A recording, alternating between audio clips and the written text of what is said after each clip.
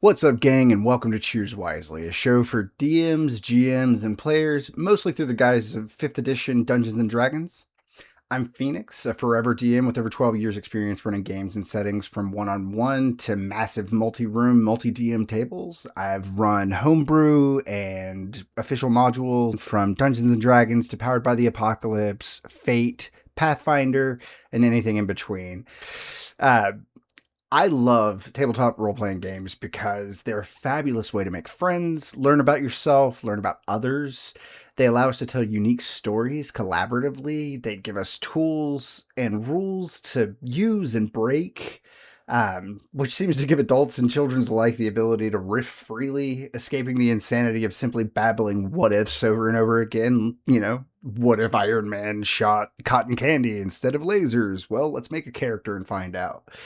I got into Dungeons and Dragons in 2014 when the starter kit came out. My father, who I've been gaming with alongside my mother since the dawn of time. Honestly, I remember sitting in a dark bedroom with them, all three of us on our computers, all playing Morrowind and making mods and hex editing save games, and we never stopped. My parents are currently playing Pal World. So we got into Dungeons and Dragons because my dad bought the starter kit in 2014.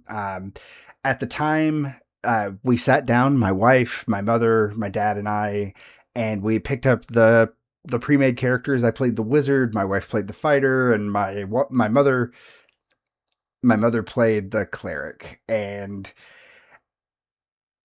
we ran through the Lost Mines of Fendelver. My wizard found the Jade Frog statuette, and I began a running gag of calling it Jimmy and pretending like my character was going insane because I learned about Nothics, which are wizards that are kind of consumed and go insane because of the magic that they're studying. And I was kind of going down that path. I wanted my character to kind of like fight becoming a Nothic and maybe just become one. So I leaned into the insanity and started referring to this Jade Frog statuette as my familiar. Later on, my father ran us through a part of it, and there was a Soul Forge. This we came across this large anvil, and we I don't remember exactly why, but we had to lay down a sacrifice of something that we really cared about. So I laid down my Jade Frog statuette, which after a couple of games I had really grown to love Jimmy, and I sacrificed this Jade Frog, and out of it came a like a sentient familiar with like wild magic properties, and I fell in love with the ability to tell whatever story we wanted to. My father had taken this insane gambit that I had put forth, this familiar, and turned it into something fantastic. My jaw dropped as this Jade Frog statuette was smashed by a hammer on the Soul Forge, only for it to come out as a sentient item that had these interesting properties that made my spellcasting more interesting. From that moment on, my love for tabletop role playing games was cemented. I could not get enough. I bought the Dungeon Master's Guide and the Player's Handbook the second they came out, the Monster Manual, and I devoured them. I read the books everywhere that I could. I would take them with me as a 24-year-old man walking through life with these books, right? I consumed them, and I immediately, like, I had to put together a table. And so my first table had 8 people at it because I didn't know how to say no, which is fine. It was a great time, but it was chaotic. As a lot of you know, and maybe some of you are cringing, 8 people's a lot to run, especially for a fledgling dungeon master. But man, we had a great time. So one of the best parts of Dungeons and Dragons and tabletop role playing games like Powered by the Apocalypse or Fate or Pathfinder or Call of Cthulhu, they focus on the concept of collaborative storytelling. It's not just that you're not just reading a book, you're not playing a game with predetermined pathways. The sky's the limit. It is everyone hallucinating together in a collective insanity and telling a story. They embrace the yes and, but rather than improv comedy where yes and leads to another joke, the yes and here leads to often off the rails storytelling. Stories are created through Dungeons and Dragons that in other tabletop role playing games that couldn't be told any other way. Uh, and I love that. I love that about them. I think it is a perfect medium for um, socializing, for getting together. It's a great excuse to have potlucks and bring everyone in and meet regularly. So it as a social luddite myself, I find it a fabulous way of getting to know people and also getting to know myself and kind of bringing my storytelling out and letting people run over it with a train. um, but today I want to discuss an off miss point of Dungeons and Dragons and tabletop role playing games in general, which is I call it's something I call let's call it cooperative competition. In chess, oftentimes checkmate comes out of nowhere, right? And maybe that's just for me, but a lot of times in chess, you'll strike that checkmate, or someone will get a checkmate against you, and it's this feeling of like the game's done, like we've won. Fuck, I didn't see that coming, and bam, there's this intense rush of dopamine and socializing where you're either celebrating together or you want to flip the you want to flip the board. Oftentimes DMs who prep massive binders of campaign notes will have to throw out 75% of it 10 minutes into the game because somebody realizes that the environments are completely destructible, or that there is no set pathway, there are no dialogue choices, you don't have a way of controlling what happens next. No matter how much you think you do, there's always another way, there's something you didn't think about, and finding that is the joy of Dungeons and Dragons to me. A lot of times players will turn a 4-hour session that I have planned out with detailed notes into a 15-minute joke. My players have a saying: D&D is a game. You win when the DM yells fuck you. I'll be honest, they win a lot. I have an addiction to agency. I believe that if a character could, they should be able to, regardless of documentation, regardless of what the books say, regardless of what the rules say. If they have if they have smoke bombs, yeah, there are specific rules behind that. Or if they have a crossbow, there are specific rules to attacking. But a lot of times the rules don't describe how things work. And so, like, they don't describe the real world aspects, or moreover, they don't describe the cool things that could happen in a story itself. Let's say you've got a 10-story wizard tower with a big boss at the top of it, and they've worked to find this wizard tower. They get out there, and one of the players has recently been studying architecture, and they find out what a keystone is. And so they remove the keystone or a couple of keystones and destroy this wizard's tower from the first floor. It comes crumbling down. Now, there's no real rules for architecture in D&D. There's not really anything written in the book about players lighting a church on fire, or talking the bad guy out of being on their side. I think it's a lot more interesting to play in the world where they take a 4-hour dungeon or a 4-hour campaign setting that I've got written out, and they turn it into a 15-minute joke. It's very interesting to play in that space for the next 3 hours and 45 minutes, rather than telling them, no, there's no there's no rules for that. As the dungeon master, it's our job to be the arbiter of rules.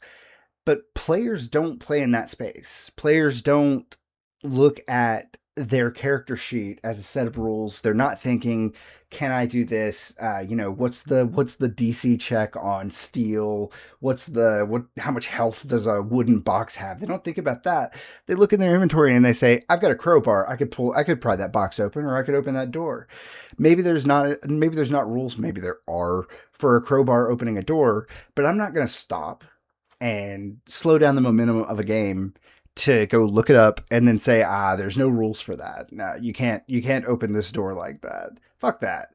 Moreover, let's say there's a panel, a couple of levers, dials, knobs, blinking lights that are controlling some device, and they decide, I'm going to take this crowbar and jam it in there because I want to shut the thing down, or I want to overpower it, or I want to have a power surge and hurt the enemy that's inside. All of those could be done with the intent, right? And they are simply jamming this crowbar into this device. Now, realistically, maybe that device doesn't do that. It doesn't make sense. But they've seen it in shows, they've read it in books. They want their character to have that cool moment. So on one hand, could we do that? Yeah, absolutely, because there's no rules that says I can't, right? There's no rules that says the DM can't allow that to happen. In books, there are no rules that say, hey, you that doesn't make any sense. Why does your magic allow for this to happen? Um, a lot of times it's better to just go with it. So would I do this? Hell yes. But this brings to a really this brings cooperative competition into light, because there is a tension between players and the dungeon master. Regardless of the collaborative storytelling element, the players are playing against the world. And while that competition between the two of you is something that you're working together to resolve, that competition is important and it should be played with. This is why my players, they consider it a huge win when they checkmate me. When I've got this wizard tower and they pull it down, great. Let's move the story forward. What happens afterwards? That's the interesting part of it. So let me be specific. What do I mean by cooperative competition? As the DM, it's my job to be the system, to arbitrate the rules. My job is to process the actions of the players and to explain how their actions interact with the world. If I allow rules to be broken, it can lead to serious imbalance. Uh, and honestly, playing too loose with the rules can impact the fun just as much as holding them too close to the chest. The players do not give a rat's ass about the rules. They have a sheet in front of them with a list of ways they can manipulate, bend, or break the default rules of the game. Most of the time, players are not thinking about the rules of the game. They're fantasizing what their characters would do in that moment. They're not worried about how a round represents 6 seconds of time. They're thinking, I have a crowbar, it would open that door. This tension is the heart of cooperative competition. As a dungeon master, I know the rules that the crowbar bends, but as a person, I know that those rules might not completely encompass all the creative uses for that crowbar. Sure, maybe there's a rule for opening a door with it, maybe not. What if the player wants to jam the crowbar into an electronic panel in an effort to hack the panel or to shut off the device it controls? Do I let them? Fuck yes. Absolutely. Why? Because it's fucking cool. Who cares? Why look it up? Why stop the flow, staunch their creativity? Why not allow it and keep rolling? My precious dungeons, my story, the notes that I wrote beforehand, all of that can still easily be used. You're not throwing anything away by letting the players have agency, by letting them tell the story the way that they think is cool and better. It's stuff like this that makes me break into a huge grin and say, fuck you guys. Because, yeah, I spend hours writing notes, making cool stories, and honestly, if they find a way to speed run through it, that's a huge and hilarious win to me. Moreover, the players feel smart, their characters look amazing. Embrace it. Lean into it. D&D is a game, and you win when the other side says, fuck you. I have so many stories where my players have put me in the awkward position of them figuring out how to solve problems in ways that I never would have thought of. One of my first games, I had a couple of rogues. They broke into, or they went to a brothel They got dressed up, and their goal was to break into a vault. In my mind, it was going to be Ocean's 13. We were going to they were I had several NPCs throughout the city. I understood how everything worked. I was going to lead them around, have them gather up these supplies, teach them a few things about their classes. It was still early on in the game. I wanted to kind of show them how their classes worked. Um, but two of them decided they didn't need my help.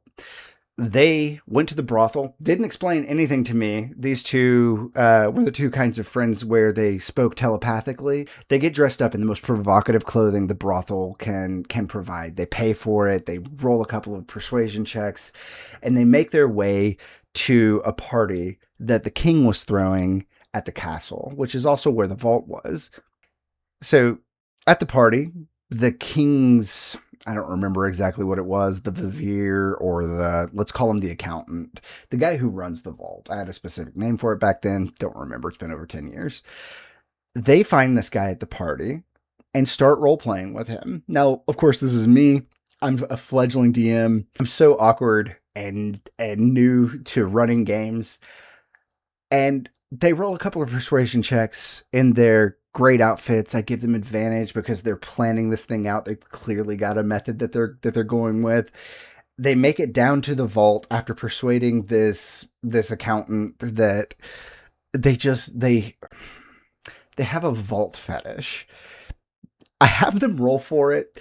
I roll against them. They roll insanely well, and they get down to the vault. Now, the rest of the party is still enjoying the ball that the king is throwing. They're having the time of their lives. And these two rogues manage to get down to the vault, have the accountant or the vizier or whatever he was open the vault up just with a couple of persuasion checks and flirting with him, and bam, they've broken into the vault. I could have said no. I didn't plan on that. I didn't have any kind of, certainly didn't expect that to happen. I didn't even plan for the brothel to be there. They asked if there was a brothel in town. I could have said no to that. I could have railroaded them into things, but it's so much more interesting. And we got a story out of it that none of us will ever forget. To this day, we still talk about their vault fetish. Another story, and it's so close to my heart. The group was going through hell, right? They're around 10th level. They're fighting gods at this point, or demigods. The big bad guy is I believe Mephistopheles or Azrael, one of the big demon kings or devil kings. I'm running in a homebrew world. They're in either the nine hells or the abyss. So I described to the party the sounds, the smells, the sights of the nine hells, and I tell them that they hear guttural wailing. It turns out that this is the cheat code that you can give to people to have them immediately sound like Dory from Finding Nemo. 8 adults all erupted in, hello. I die. They all die laughing. I say, fuck you. Couple of sessions later, I introduce the guttural whale, the god of time, the infinite fish, because it was fucking hilarious. And I also allowed them to speak to the guttural whale through those sounds because, yeah, that's hilarious. Dungeons and Dragons tabletop role-playing games, they're the only place in the world where Tony the Tiger can turn into Anthony the Tiger, who runs Frosted Flakes, a magical jewelry shop. If I have the agency to put that in front of them, I think it's just as fun for them to be able to fuck my story up and tell their own, because that's what it is all about. That cooperative competition, that tug, that pull between, here's my story, I have it all laid out, look at all of the foreshadowing, and the players going, you know what, fuck your plans, why don't we just burn the tower down? That's a fabulous idea. You can make it interesting in a million different ways. I hope you embrace cooperative competition. And remember, D&D is a game. You win when the DM says fuck you. Hey guys, that was Choose Wisely. Thanks for listening. Thanks for joining me. I'm Phoenix. The rest of the video got cut off, but don't forget to like and subscribe. I appreciate everybody, and I'll catch you next time. Thanks, guys.